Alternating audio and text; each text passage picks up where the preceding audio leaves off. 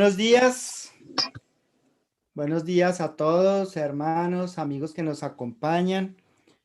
Estaba pensando en que siempre en las invitaciones o en la reunión, en el link que enviamos de Zoom, esta vez se me fue rápido y no decía quién estaba invitando.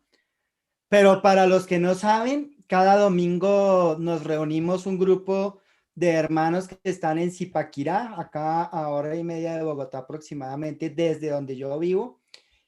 Y algunos hermanos que se pueden conectar desde Caracas, Venezuela.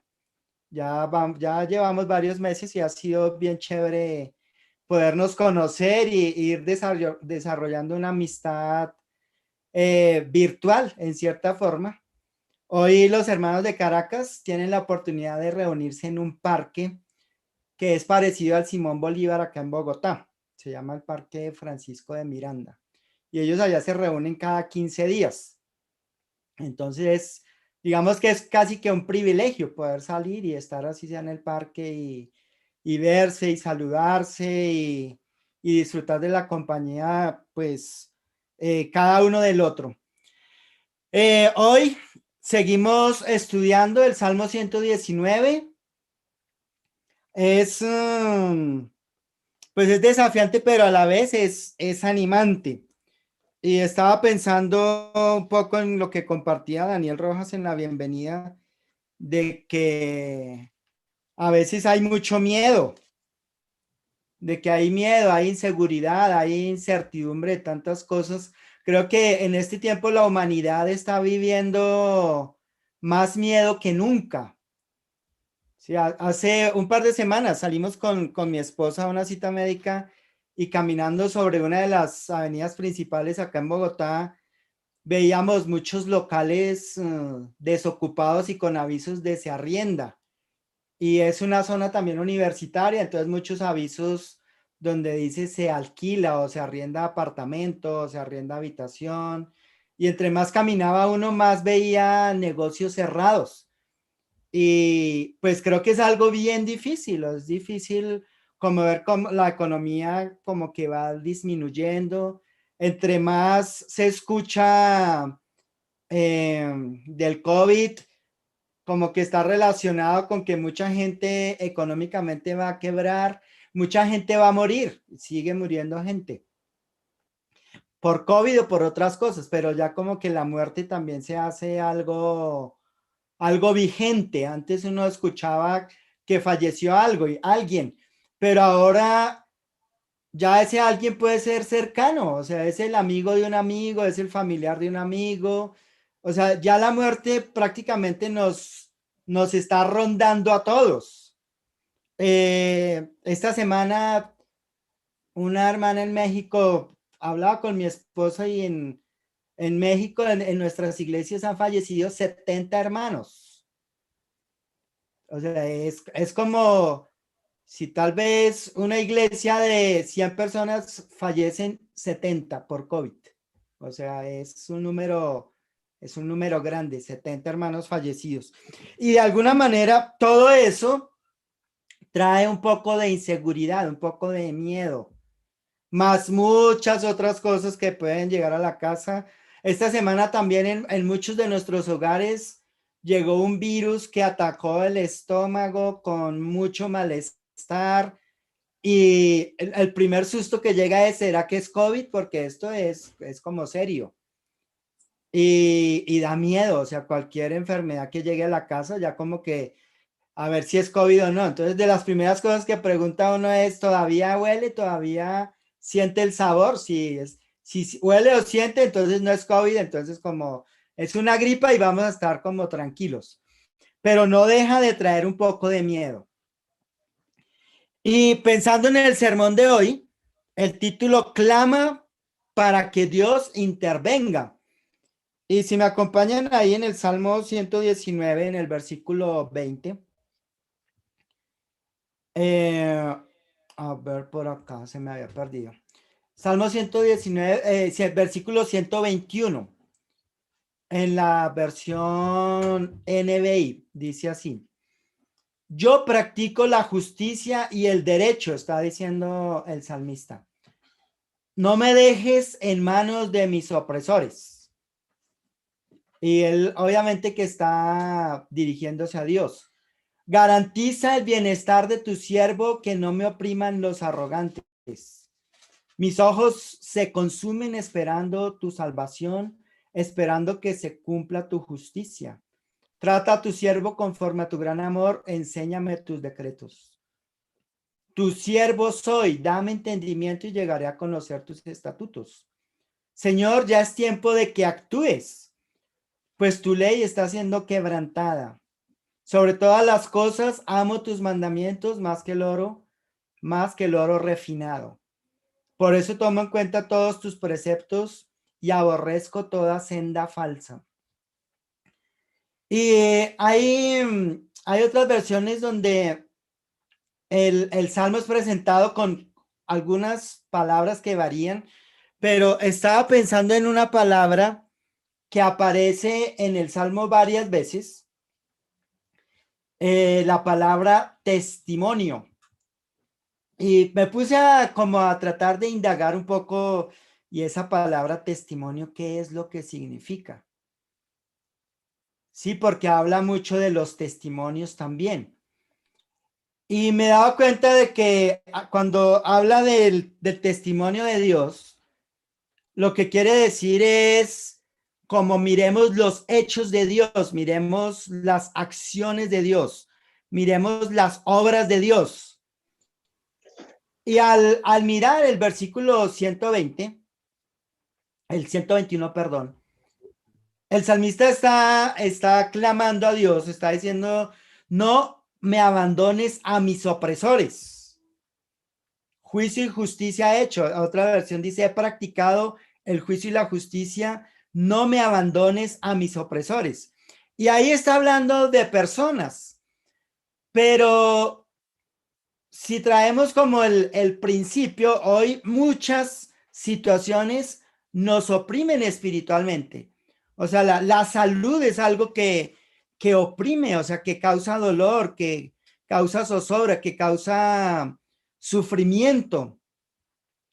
Más la salud, más el tema económico, más las situaciones de relaciones unos con otros. O sea, hay muchas situaciones que oprimen el alma, que oprimen el corazón, como que nos ponen en modo abrumado, modo desesperanzado, modo deprimido, modo triste, y es muy difícil. Entonces, cuando yo pienso en esos testimonios, y miro a Dios y miro a Jesús, entonces necesariamente me lleva a la cruz. Esta semana el mundo cristiano inicia la celebración de la Semana Santa, todo lo previo a Semana Santa a partir del miércoles. Y no por esta ocasión, pero yo pensé, vamos a mirar a Jesús, el cómo fue su actitud. Miremos el testimonio de Jesús. Sí, aprendamos de él, de su testimonio, de cómo obró, de cómo actuó cuando él estaba muy oprimido. Y este versículo me parece que lo expresa él. O sea, él ha practicado el juicio y la justicia, pero aún así fue oprimido. Fue oprimido en su tiempo. Entonces, vamos a mirar varias escrituras eh, como las últimas horas de Jesús, para poder aprender de él. Entonces, acompáñenme ahora a Lucas 22 en el versículo 39. Y vamos a leer como toda esa parte hasta que Jesús muere, o algunos fragmentos para entender un poco el corazón de Jesús. Dice acá en el versículo 39, Lucas 22, versículo 39. Después de salir, se fue como solía al monte de los olivos, y sus discípulos también lo siguieron. Cuando llegó al lugar les dijo, entonces recordamos que ya después de la Santa Cena, Jesús sale para el monte de los olivos a orar, y está orando porque viene todo el sufrimiento a causa de la crucifixión. Entonces, él les dice, orad que no entréis en tentación. Estoy leyendo la Reina Valera actualizada. Él se apartó de ellos a una distancia como de un tiro de piedra y puesto de rodillas, oraba diciendo: Padre, si quieres, aparta de mí esta copa, pero no se haga mi voluntad sino la tuya. Y dice el versículo 43. Entonces le apareció un ángel del cielo para fortalecerle. Y angustiado oraba con mayor intensidad, de modo que su sudor era como grandes gotas de sangre que caían hasta la tierra. Cuando se levantó de orar y volvió a sus discípulos, los halló dormidos por causa de la tristeza y les dijo: ¿por qué dormís? Levantaos y orad para que no entréis en tentación. Y creo que muchas veces lo he pensado, pero esta semana un poco más. No me había sentado a meditar en cómo se estaba sintiendo Jesús en ese momento, antes de ir a la cruz.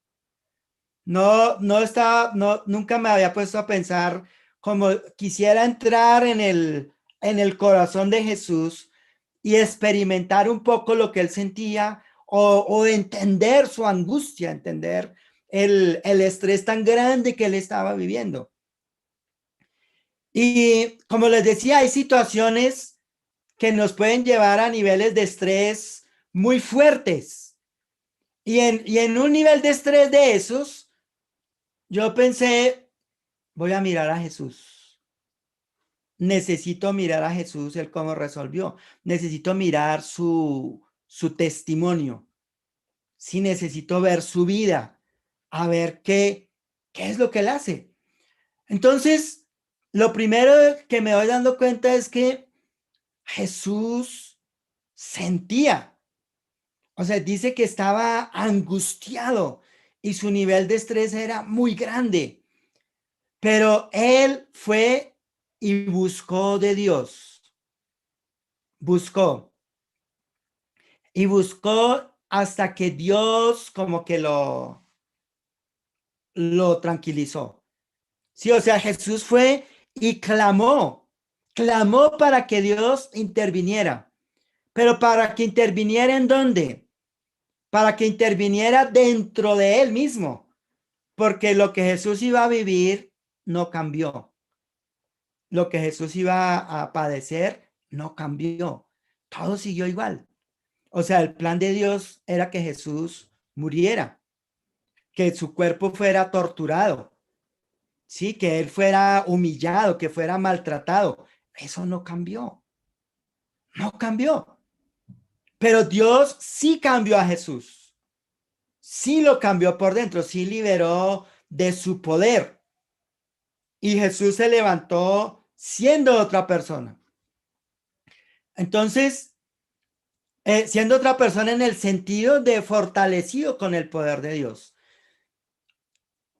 Luego él se levanta y va con los discípulos y en el versículo 40 dice: ¿por qué dormís?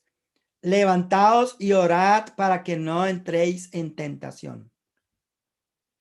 Y es bien fuerte, ¿no? Porque creo que en los momentos de crisis, por lo menos a mí me pasa como que a veces lo último que quiero es orar.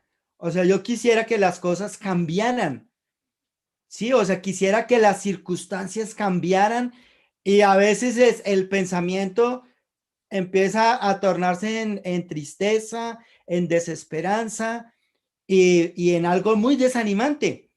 Pero Jesús le está diciendo a los discípulos: ¿por qué dormís? Levantaos y orad para que no entréis en tentación. Y recordamos a Jesús cuando les estaba enseñando a orar, les enseña ahí al final de Padre Nuestro que los cuides de caer en la tentación. Entonces, ¿la tentación qué es? Es el momento de prueba. Es el momento donde todos nosotros estamos expuestos frente a la decisión de obedecer o no obedecer a Dios. La decisión de ser controlados por el espíritu o ser controlados por la naturaleza pecaminosa. Y la verdad es que Si el espíritu no toma el control de nuestros pensamientos y de nuestras emociones, la naturaleza pecaminosa de manera automática ya lo tiene. ¿Sí? Y si el espíritu no entra, si Jesús no entra, si Dios no libera su poder dentro de nosotros, todos esos pensamientos, todas esas emociones negativas van agarrando fuerza y pueden llegar a quitarnos la fe. Sí, las emociones se transforman, el miedo se convierte en ira, la preocupación se convierte en enojo y así empieza a haber revueltos de emociones. Pero cuando yo miro el testimonio de nuestro Señor Jesús, yo veo que Él fue y oró y Dios obró. Dios obró en el lugar que Jesús necesitaba que obrara, que era dentro de Él. Y eso sí que es bien difícil de entender, que Jesús quiere cambiarnos a nosotros, no cambiarlo de afuera. Muchas cosas afuera no van a cambiar, pero Dios sí puede utilizar eso para cambiarnos a nosotros por dentro. Y ahí es donde hay que hacer la batalla. Entonces, luego seguimos leyendo, ahí en el versículo 47, dice, mientras él aún hablaba, he aquí vino una multitud. El que se llamaba Judas, uno de los 12, venía delante de ellos y se acercó a Jesús para besarle. Entonces le dijo, Judas, ¿con un beso entregas al Hijo del Hombre? Al ver los que estaban con él lo que había de ocurrir, le dijeron, Señor, heriremos a espada. Y uno de ellos hirió al siervo del sumo sacerdote y le cortó la oreja derecha. Entonces respondiendo Jesús, dijo, basta de eso. Y tocando su oreja le sanó. Entonces Jesús dijo a los principales sacerdotes, los magistrados del templo y a los ancianos que habían venido contra él, como al ladrón habéis salido con espadas y palos, habiendo estado con vosotros cada día en el templo, no extendisteis la mano contra mí, pero esta es vuestra hora y la del poder de las tinieblas.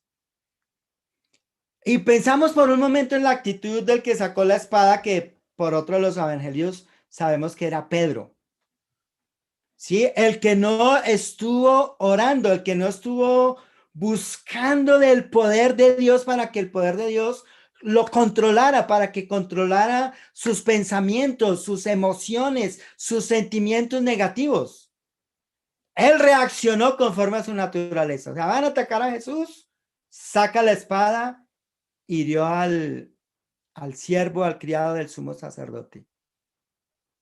¿Sí? Jesús, lleno del Espíritu Santo, no reaccionó, no se defendió. Jesús no se iba a defender y eso sí que es difícil. Es difícil porque cuando nos sentimos atacados, somos como instintivamente como un perro o como cualquier animal, creo, cuando se siente atacado va a responder con ataque. Sí, en eso creo que somos como animales. Pero Jesús no. O sea, Jesús no. Mientras Pedro sacó la espada y le quitó la oreja al criado del sacerdote, Jesús le está diciendo, basta de esto. En otro evangelio dice, al que hierro mata, a hierro muere. Yo podría llamar a los ejércitos de ángeles y ellos vendrían a ayudarme, pero no lo voy a hacer. Jesús lleno del Espíritu Santo. Ahora, pensaba también en Judas. O sea, Judas era uno de los dos, era un amigo de él. Y Judas lo traicionó. Judas traicionó a Jesús. Y Jesús, lleno del Espíritu, como no cambia con él. Pero ¿cómo somos nosotros? Nosotros sí cambiamos. Si yo soy traicionado por alguien, yo sí cambio. En mi naturaleza humana yo cambio y desconfío de esa persona. Ya es difícil que vuelva a confiar. Cuando siento que esa persona, cuando veo, cuando es un hecho, que ha habido una traición, sí, ya es difícil. Es difícil poder confiar otra vez. Sin embargo, o sea, Jesús sabía que Judas lo iba a traicionar. Jesús no se asombró, no se sorprendió. Jesús sabía que el plan de Dios era que Judas lo traicionara y aceptó eso. Entonces, vamos viendo el contraste entre, digamos, los discípulos y Jesús. Si la actitud frente a la opresión, en este caso esta opresión es similar a la que está hablando el Salmo, porque es una opresión por personas que están buscando destruirlo, ¿sí? Los mismos que debieran estar instruyendo al pueblo de Dios sobre la palabra de Dios, el sumo sacerdote, los fariseos, o sea, la gente importante que representa a Dios, ellos son los que lo están llevando a la cruz. Ahora, si Jesús vino a predicarle a ellos, yo creo que debió ser doloroso como persona. O sea, debió dolerle mucho a Jesús. ¿Cómo es que esta gente que habla de parte de Dios no entiende verdaderamente el mensaje del Evangelio? ¿Cómo es que no entienden la enseñanza que dejó Dios por medio de Moisés? Y como no la entienden, entonces Jesús se volvió su objetivo militar. Luego vamos viendo lo que pasa con Pedro, versículo 54. Dice, le llevaron y le hicieron entrar en la casa del sumo sacerdote y Pedro le seguía de lejos. Cuando encendieron fuego en medio del patio y se sentaron, Pedro también se sentó entre ellos. Entonces una criada al verle sentado junto a la lumbre, le miró fijamente y dijo, este estaba con él, pero él negó diciendo, mujer, no le conozco. Un poco después, al verle otro, le dijo, tú también eres de ellos. Y Pedro dijo, hombre, no lo soy. Como una hora después, otro insistía diciendo, verdaderamente, también este estaba con él, porque es Galileo. Y Pedro dijo, hombre, no sé lo que dices. Y de inmediato, estando aún hablando, el gallo cantó. Entonces el Señor se volvió y miró a Pedro. Y Pedro se acordó de la palabra del Señor, como le había dicho. Antes que el gallo cante hoy, me negarás 3 veces. Y saliendo fuera, Pedro lloró amargamente. Jesús sabía de antemano que Pedro no iba a tener la fortaleza espiritual para acompañarlo. Y Pedro era como su mano derecha, era como el hombre de confianza de Jesús. Pero Pedro no pudo mantenerse orando con Jesús. O sea, no pudo ser lleno del Espíritu Santo, no pudo ser fortalecido por el Espíritu, por Dios. Entonces estaba en su naturaleza.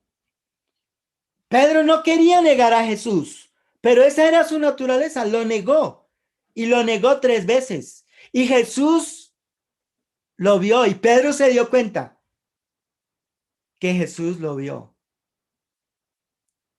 Y aún así Jesús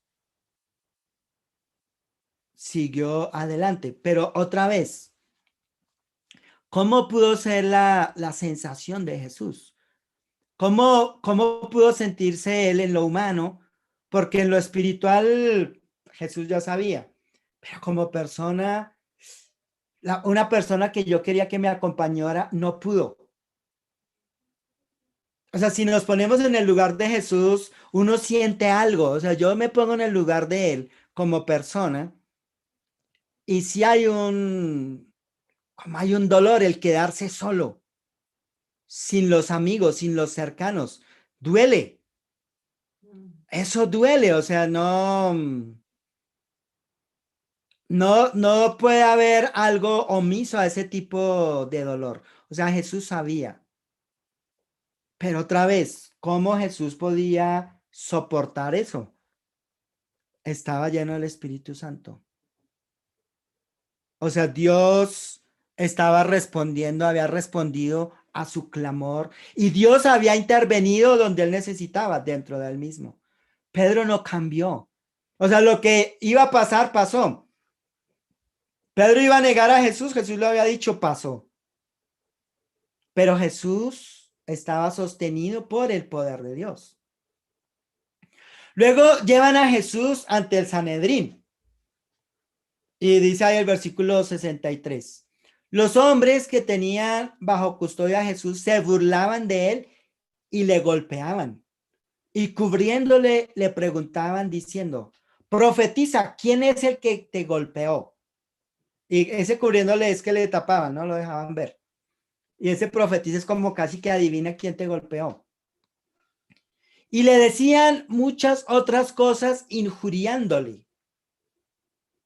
Cuando amaneció, se juntaron los ancianos del pueblo, los principales sacerdotes y los escribas y le llevaron al Sanedrín de ellos. Y le dijeron, tú eres el Cristo, dínoslo. Pero él les dijo, si os dijera, no lo creeríais. Además, si yo os preguntara, ¿qué me responderíais? Pero de ahora en adelante, el Hijo del Hombre estará sentado a la diestra del poder de Dios. Le dijeron todos, entonces, ¿eres tú hijo de Dios? Y él les dijo, vosotros decís que yo soy. Entonces ellos dijeron, ¿qué más necesidad tenemos de testimonio? Porque nosotros mismos lo hemos oído de su boca. Eso era lo que ellos buscaban, ¿no?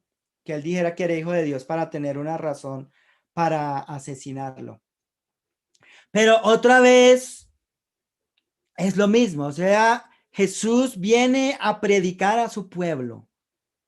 Y las personas que representan la autoridad espiritual del pueblo son los que lo crucifican.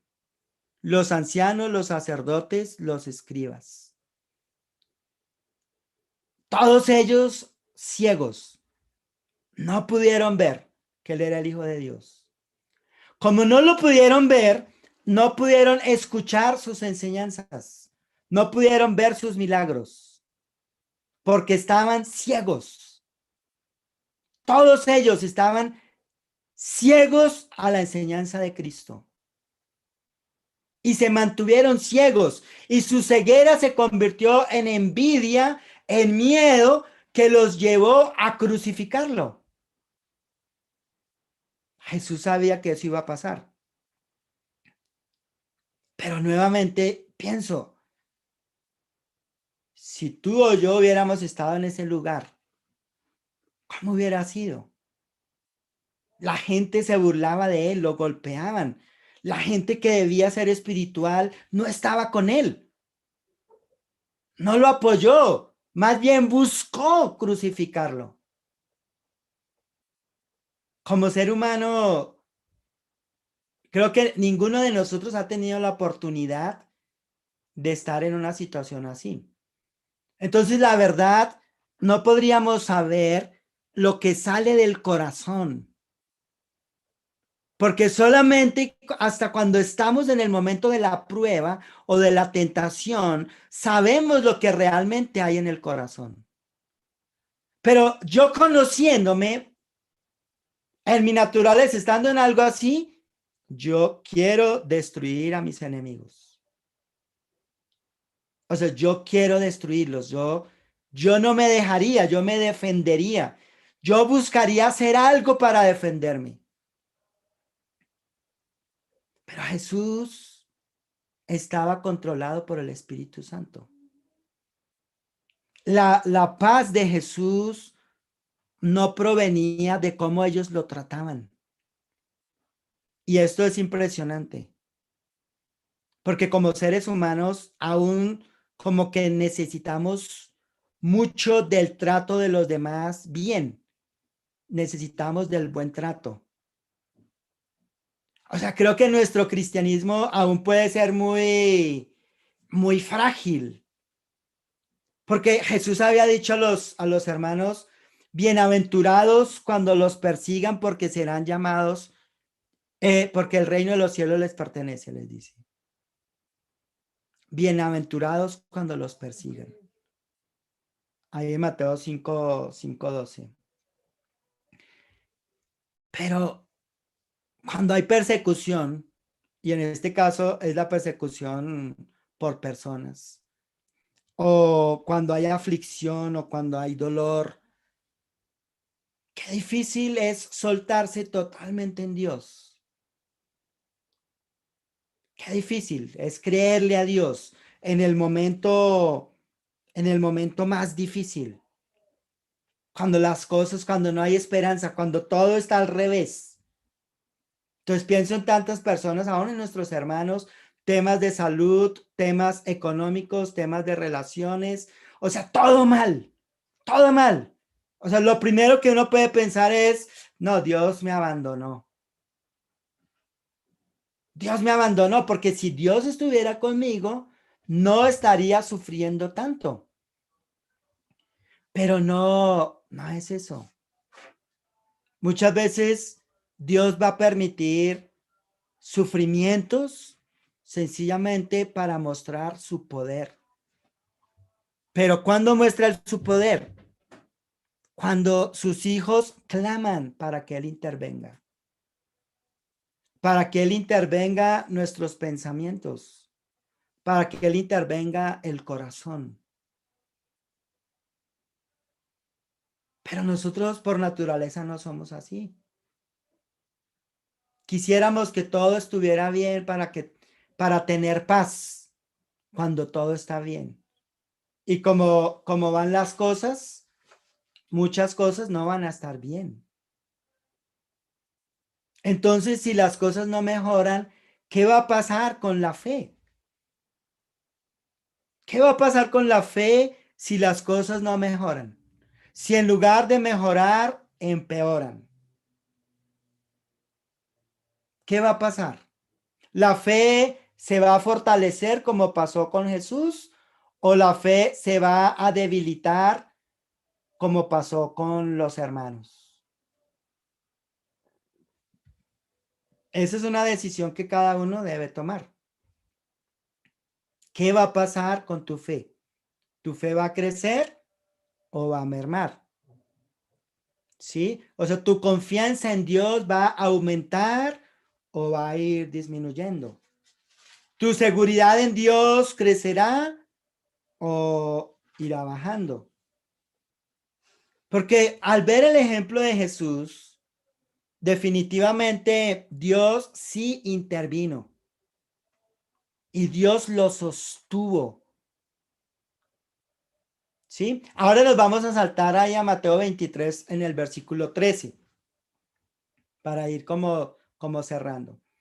Entonces Pilato convocó a los principales sacerdotes, a los magistrados y al pueblo y les dijo, me habéis presentado a este como persona que desvía al pueblo. He aquí yo le he interrogado delante de vosotros y no he hallado ningún delito de todo aquello que lo acusáis. Tampoco Herodes, porque él nos lo remitió. Y he aquí no ha hecho ninguna cosa digna de muerte. Así que le soltaré después de castigarle. Pero toda la multitud dio a voces una, diciendo, fuera con este, suéltanos a Barrabás. Este había sido echado en la cárcel por sedición en la ciudad y por un homicidio. Entonces Pilato les habló otra vez queriendo soltar a Jesús, pero ellos volvieron a dar voces diciendo, crucifícale, crucifícale. Y este les dijo por tercera vez, ¿qué mal ha hecho este? Ningún delito de muerte hallado en él, le castigaré y entonces le soltaré. Pero ellos insistían a grandes voces pidiendo que fuese crucificado y sus voces prevalecieron. Entonces Pilato juzgó que le hiciesen lo que ellos pedían. Le soltó a aquel que había sido echado a la cárcel por sedición y homicidio, y quien ellos habían pedido, y entregó a Jesús a voluntad de ellos. O sea, primero Jesús se queda solo sin sus amigos. Luego la clase dirigente religiosa le hace un juicio injusto y buscando la muerte de Jesús. Y luego el pueblo, la misma gente donde Jesús había hecho milagros. Muchos de ellos debieron ver muchas cosas. Los mismos que lo escucharon muchas veces en el templo hablar de la palabra de Dios. Ellos mismos gritaban, crucifícale, crucifícale. Como humanos, yo creo que esa debe ser algo muy doloroso. O sea, para alguien que después de haber servido y que las mismas personas a quienes sirvió lo condenen siendo alguien inocente. Pero aún así, Jesús estaba lleno del Espíritu Santo. Jesús estaba sostenido por el poder de Dios. Entonces no le afectó. No creo que Jesús no haya sentido dolor, porque él lloró por Jerusalén. Él sintió dolor, pero no lo controló. El dolor no hizo que Jesús cambiara, a pesar de que prácticamente se quedó totalmente solo. Solo. ¿Sí? Entonces, yo voy al Salmo y, y yo digo, Señor, necesitamos ese tipo de fe. Jesús, si vamos al versículo 121 del Salmo, o sea, Jesús sí fue dejado en manos de los opresores, pero fue dejado su cuerpo, no su corazón. Fue dejado su cuerpo, no su mente. Porque su mente y su corazón no pudieron ser afectados por los opresores, porque él estaba sostenido por Dios, porque él había clamado a Dios y Dios había intervenido. Lo único que pudieron hacer ellos fue quitarle la vida a su cuerpo, pero no afectaron su alma, su mente, su corazón, no fueron afectados. De hecho, él pudo morir. Y él estaba muriendo por muchos de ellos. Él estaba entregando su vida para que muchos de ellos pudieran ser perdonados. Y lo más seguro es que si tú o yo hubiéramos estado ese día en medio de esa multitud, seguramente hubiéramos gritado, crucifícale. Porque estaríamos igual de ciegos que ellos. Porque sin Dios somos ciegos. Sin la ayuda de Dios no vemos espiritualmente. Sin la ayuda de Dios, la maldad controla nuestras mentes, nuestros corazones, nuestras acciones. Entonces, vamos al Salmo de ahí en el versículo 22, el 122, él dice, garantiza el bienestar de tu siervo, que no me opriman los arrogantes. Y ese garantiza, hay otra palabra que es como dar fianza. A ver si la veo acá. Sé fiador, dice. Sé fiador. O sea, el garantiza es como aplica la garantía. Sí, aplica la garantía de que me diste antes. Entonces, en Jesús se cumplió esto. O sea, esa garantía de que él estaría bien se cumplió. Porque por más que fue oprimido y fue oprimido hasta la muerte, eso no lo cambió por dentro. No cambió la esencia de Jesús. Y eso es lo que Dios apunta, a que la esencia no cambie, a que lo divino que Dios ha puesto en cada uno o lo divino que Dios va a poner en los que le crean no cambie, no se altere, más bien siga creciendo. Y el salmista sigue diciendo, mis ojos se consumen esperando tu salvación, esperando que se cumpla tu justicia. Pero esa salvación es como da la idea de esperando que tú intervengas a favor mío. Eso se cumplió en Jesús. Sí, y cuando pensamos la noche, pasó toda la noche orando.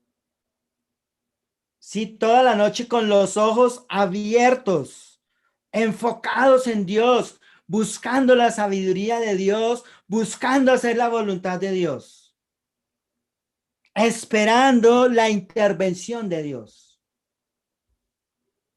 Y Dios intervino. Dios intervino. Nosotros tenemos el mismo Dios que Jesús. Y yo tengo que incluirme porque yo estaba orando y yo le decía a Dios, Dios, necesito que tú me hables porque yo siento como que mi propio corazón como que trata de desviarse, como que más con los discípulos que no oraron que con Jesús que oró.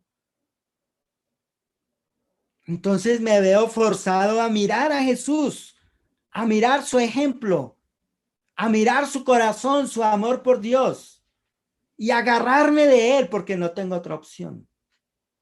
No hay opción. Si soy un hijo de Dios, mi única opción es seguir los pasos de nuestro Señor. Pedirle a Dios que me deje ver esperanza en la vida de nuestro Señor Jesús. Entonces el salmista sigue diciendo ahí en el versículo 124, trata a tu siervo conforme a tu gran amor, enséñame tus decretos. Cuando pensamos en Jesús, se cumplió. Porque para Jesús mantenerse intacto en ese momento, la palabra de Dios tiene que ser real, ¿no? Y Él es la palabra de Dios. Él es. Señor, versículo 125. Tu siervo soy, dame entendimiento y llegaré a conocer tus estatutos. Y el versículo 126, Señor, ya es tiempo de que actúes, pues tu ley está siendo quebrantada. Él clama. O sea, muchos de ellos, cuando miramos la historia, los que crucificaron a Jesús y no se arrepintieron, sus vidas terminaron terrible. O sea, Dios no se queda con nada. Su justicia llegará o llegará. Pero qué cosa tan difícil para nosotros como humanos confiar en la justicia de Dios. Y ya para terminar en el 127 y 128, dice, sobre todas las cosas, amo tus mandamientos más que el oro refinado. Por eso tomo en cuenta todos tus preceptos y aborrezco la senda falsa. No, no hay opción. Para los hijos de Dios, no hay otra opción que seguir los pasos de Cristo, seguir sus enseñanzas, seguir su ejemplo, observar su testimonio de vida y encontrar la esperanza en Él. Él es nuestra esperanza cuando estamos deshechos por dentro. Él es la única esperanza. Y al observarlo con atención, pues creo que Dios nos va a revelar algo que no teníamos antes. y ahí encontraremos paz en el corazón. ¿Por qué podremos encontrar paz?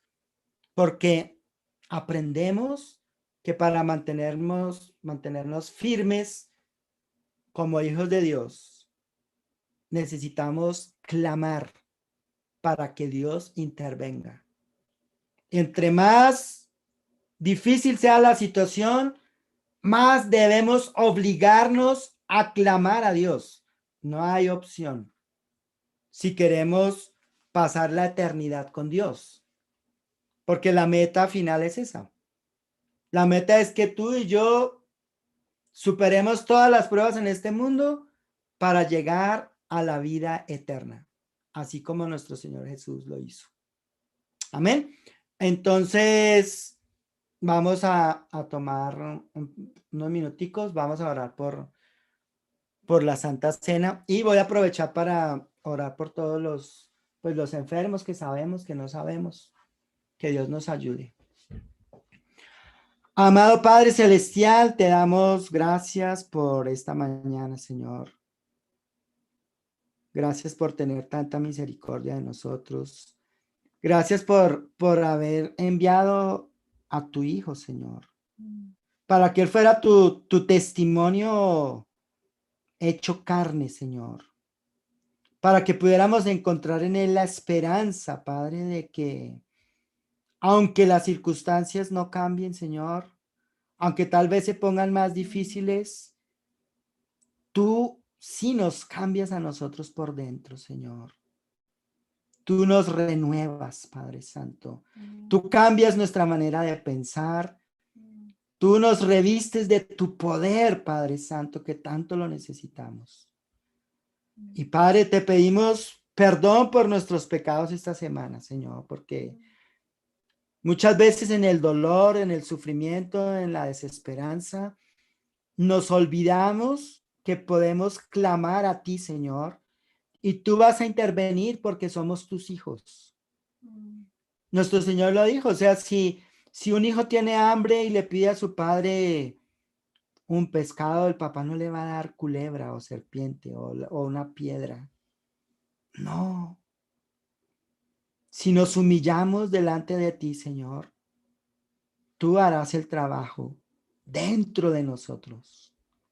Dentro, Señor, que es donde te necesitamos. Ahí es donde más te necesitamos, Padre Santo. Padre, te damos gracias porque, pues, esta semana muchos de nuestros hermanos estuvieron enfermos y pasaron la semana con fe, Señor, seguros en ti. Y también en muchos lugares, algunos ya partieron para estar contigo. Y te damos gracias porque ahora están en tu presencia, Señor. Porque para ti la muerte es ganancia. No perdemos. Y Padre, pues te rogamos por todos los que están enfermos, por la amiga de Marta, por Angélica. Te rogamos porque le des fortaleza, Señor. Porque sabemos que es difícil, Padre, pensar en la posibilidad de morir o de tener una enfermedad que me lleve a la muerte pronto. Eso es difícil, es muy duro. Pero sabemos que tú puedes dar fortaleza, que tú puedes cambiar la manera de pensar, que puedes dar paz. Y en un principio te pedimos eso, Señor, que a Angélica le des fe para creer en ti, que ella experimente el poder de tu fortaleza en el momento de la aflicción y que si es tu voluntad, Padre, pues le alargues la vida un tiempo para que ella pueda disfrutar más de este tiempo, pero sobre todo disfrutar de caminar contigo, Señor, de conocerte, de vivir una vida contigo. Y de la misma manera te oramos por todas las personas que son cercanas a nosotros, que están padeciendo enfermedades, que están sufriendo, por todos nuestros hermanos que tienen familiares que sufren, porque nos des fe a todos, Señor, para creer en que tú puedes hacer grandes cosas. Y gracias por nuestro Señor Jesús, porque su fe estaba en la resurrección. porque él sabía, Padre, lo único que iban a hacer era quitarle la vida al cuerpo, pero él iba a resucitar. Y después de resucitar estaría sentado a tu derecha, Padre. Y ahí es donde debemos mirar nosotros en el peor momento. Mirar con esa esperanza de que un día estaremos contigo, no a tu derecha, pero estaremos contigo, Señor. Y Padre, te alabamos y te agradecemos por tu palabra porque siempre nos da esperanza. Esperanza para mantenernos fieles a ti, Señor. Gracias, Señor, por todo lo que nos das. Gracias por la sangre de tu Hijo Jesucristo. Gracias por su cuerpo, Padre, que fue entregado para que pudiéramos tener esperanza de vida eterna contigo. Te agradecemos, Señor, y en nombre de Jesús te oramos. Amén.